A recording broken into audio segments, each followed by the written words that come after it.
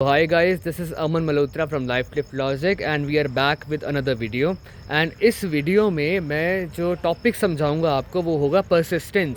ठीक है. And again लोग कहेंगे ये कोई स्पाइसी टॉपिक नहीं है. मैं कह रहा हूँ भाई और उनकी बहनों, अगर तुमने सिर्फ यही टॉपिक ही समझ लिया ना मुझसे, तो कोई ऐसी चीज़ नहीं है जो तुम मैनिफेस्ट करने योग्य नहीं बनोगे. ठीक है. तो ढंग से सुनना, क्योंकि सबसे ज़्यादा मोस्ट इग्नोर्ड ये तुम्हारा कंपोनेंट है लॉ ऑफ एजम्पशन का. एंड मी पर्सनली मैंने भी परसिस्टेंस को बहुत लेट समझा था, जिसकी वजह से मेरे रिजल्ट्स भी बहुत डिले हुए.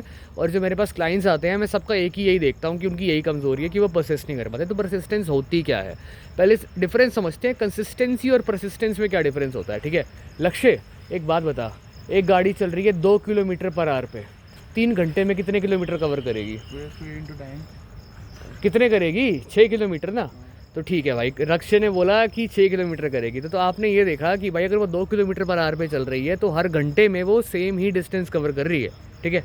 यूनिफॉर्म स्पीड है जिसकी, राइट.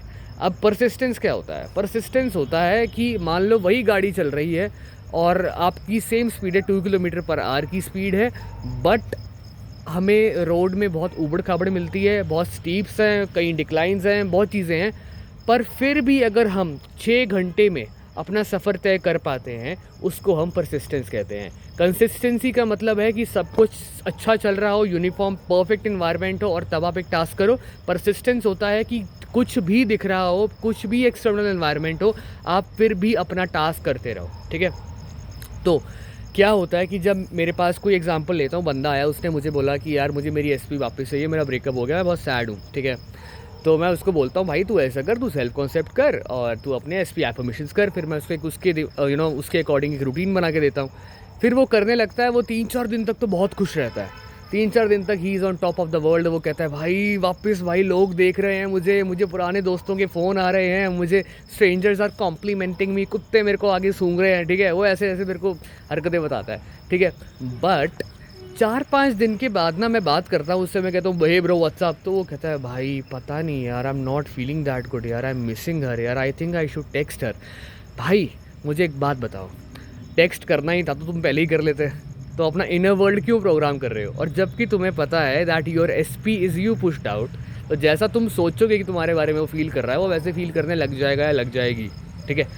तो होता ये है, स्टार्टिंग के 3-4 दिन में ना आप एक जब नया बिलीफ प्लांट करते हो तो आपके ब्रेन को एक नया स्टिमुलस मिलता है, नया नया डोपामीन मिलता है. फिर जब वो डोपामीन एक स्टेबलाइज हो जाता है, जब वो एक सीन, एक फीलिंग स्टेबलाइज हो जाती है, तो उससे इतनी डोपामीन नहीं मिलता, उससे उतनी हिट नहीं आती, न्यूट्रलिटी आ जाती है. जब न्यूट्रलिटी आने लगती है ना, तो आपका जो ओल्ड सेल्फ है, जो आपकी सिर्फ सेफ्टी इंश्योर करना चाहता था, क्योंकि उसको आपके इन्वायरमेंट में चेंज नहीं चाहिए था, वो नहीं चाहता था कि तुम चेंज हो. अच्छा या बुरा बनाना तुम्हारे इनर सेल्फ का काम नहीं है. तुम्हारे इनर सेल्फ का सिर्फ एक ही काम था, तुम्हें सेम रखना. अगर तुम उससे दूर रह के सेफ हो, सर्वाइव कर रहे हो, तो वो करेगा, वो तुम्हें उधर की तरफ ही पुश करेगा. अगर तुम उसके साथ रह के खुश हो, सर्वाइव कर पा रहे हो, तो वो तुम्हें उधर भी ले जाएगा. ठीक है. तो आपका इमोशंस मैटर नहीं करते आपके सबकॉन्शियस के लिए. सबकॉन्शियस का मतलब ही क्या है? Subject to your conscious mind. वो आपके कॉन्शियस माइंड की ही सुनता है, बट उसका सबसे बड़ा काम था आपका सर्वाइवल इंश्योर करना. ठीक है. तो अब मैं आगे बताता हूँ क्या होता है. 3-4 दिन के बाद वो बंदा कहता है कि यार मुझे ना डाउट्स आ रहे हैं कि मेरी एफर्मेशंस वहाँ तक पहुँच रही होंगी, नहीं पहुँच रही होंगी, है ना. और फिर वो एक्सक्यूज़ेस बनाने लगते हैं कि यार आज तो मेरा पता नहीं एग्ज़ाम है, या आज मुझे पार्टी पे जाना है DU की, तो आज हम मैं कर नहीं पाऊँगा एफर्मेशंस अपनी और वो सब. तो पहले एक सेशन छूटता है, फिर दूसरा छूटता है, फिर तीसरा छूटता है. और इससे पहले कि वो याद करें भाई, वो कहते हैं यार पूरा हफ्ता हो गया, मैंने स्किप कर दिया, मैं कल फिर से स्टार्ट करूँगा फुल जोश से. और ये लूप पे चलता रहता है. तो आपके लॉजिकल माइंड का जो काम था आपको डाउट्स और एक्सक्यूज़ेस देना, वो आपको डाउट्स और एक्सक्यूज़ेस देगा ही देगा जब आप एक नया बिलीफ प्लांट कर रहे हो. इस चीज़ को प्लीज़ समझना. अब अगर मान लो तुम्हें डाउट्स आ रहे हैं कि यार उसका 21 डेज़ में हो गया था, मेरा अब तक नहीं हुआ, उसको तो उसकी एसपी सिर्फ 7 दिन में मिल गई थी, मुझे नहीं मिली. तो क्या है, तुम्हारा ओल्ड सेल्फ जानबूझ के तुमसे लॉजिकल डाउट्स बनवा रहा है ताकि तुम इस चीज़ में परसिस्ट ना करो. क्योंकि आपके ओल्ड सेल्फ को पता है the more time you give to a certain assumption, वो उतनी जल्दी ही रियलिटी में कन्वर्ट होगा. तो सबसे पहले आपका लॉजिकल माइंड टाइम को आपका दुश्मन बनाएगा. कि देख भाई इतना टाइम हो गया है वो नहीं हो रहा है। वो क्या कर रहा है, वो आपको बता रहा है भाई देख टाइम तेरा दुश्मन है, तो लंबा टाइम देता रहे, कुछ नहीं होगा, कुछ नहीं होगा, कुछ नहीं हो रहा, कुछ नहीं होगा। और एक्चुअली में जब आप उसकी सुन लेते हो तो फिर एक्चुअली में कुछ नहीं होता है, ठीक है। ये हमारा लॉजिकल पॉइंट ऑफ व्यू था। अब हमारा आता है जो इलॉजिकल पॉइंट ऑफ व्यू है। मान लो आपने 7-8 दिन के बाद जो आपकी सैडनेस आई थी, वो मेलनकॉलिक सॉलिट्यूड आया था, उसके बाद भी आपने परसिस्ट करा, आप बोलते रहे, एफर्मेशंस करते रहे। हफ्ते 10 दिन बाद आपको वो लड़की या लड़का जो आपका एसपी था किसी और के साथ दिखा, या आपको दिखा इसने भाई अपनी एक्स को ऐड कर लिया, या अपनी एक्स से ये मिल रहा था या मिल रही थी, ठीक है। या आपको कोई आपका दोस्त बताएगा तुझे पता है वो कहाँ पे थी, क्या कर रही थी, किसके साथ थी, ठीक है। ये होगा, ये भी आपका इलॉजिकल माइंड करता है, क्योंकि आपका जब इलॉजिकल माइंड, जो आपका सबकॉन्शियस माइंड है, वो आपकी रियलिटी शेप कर सकता है, तो वो क्या आपकी रियलिटी में ऐसी चीज़ें नहीं बना सकता जो आपको उस एजम्पशन में परसिस्ट करने से रोकें। सोच के देखना इस चीज़ को। वो एक्सटर्नल सर्कमस्टांस जिससे तुम डरते थे, क्योंकि तुम्हारे सबकॉन्शियस को एग्जैक्ट पता है, तुम्हारे इनर सेल्फ को, वो तुम्हारे से पिछले 25-30 साल से है, उसे पता है तुम्हें सबसे ज़्यादा डर किस चीज़ से लगता है। वो तुम्हें वही तुम्हारे मुंह पे ला के मारेगा और कहेगा ले देख तू इसी चीज़ से डर रही थी या डर रहा था ना, ले देख अब छोड़ दे परसिस्ट करना, ठीक है। फिर आपको नेगेटिव इमोशंस आएंगे, रात को सोने लगोगे, नाइटमेयर्स आएंगे कि वो किसी और का हाथ पकड़ के वॉक कर रही होगी, वो किसी और के साथ तुम हो खेल रही होगी, है ना। तो ये चीज़ें बहुत नेचुरल हैं। Nightmares, negative feelings, negative emotions ये आएंगे। डाउट्स और एक्सक्यूजेस आपका लॉजिकल ब्रेन बनाएगा ही बनाएगा। बट अगर हम इसको भी इग्नोर कर सकते हैं, अगर वो आ रहा है, आपने 2 मिनट रो लिए, पिट लिए, पर उसके बाद वापस अपने एजम्पशंस में चले गए, वापस से you do your self concept affirmations या एसपी एफर्मेशंस, तो गेस व्हाट आप वापस से उस स्टेट में आ गए जो आप एफर्म कर रहे हो, ठीक है।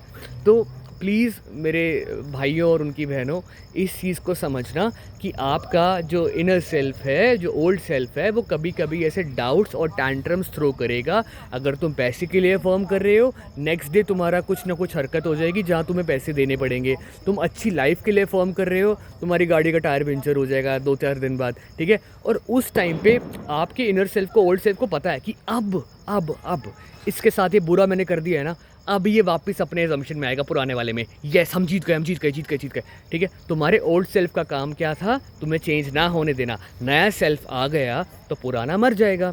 मेरा वहाँ एक बहुत अच्छा फ्रेंड बैठा है, रामंश, उसकी मम्मा ने बड़ी प्यारी बात कही थी कि रामंश, जब भी आपको एक बिल्डिंग को बनाना होता है ना, तो पहले पुरानी वाली को तोड़ना पड़ता है। आप जब तक डेमोलिश नहीं करोगे पुरानी बिल्डिंग, नई बिल्डिंग कैसे बनाओगे।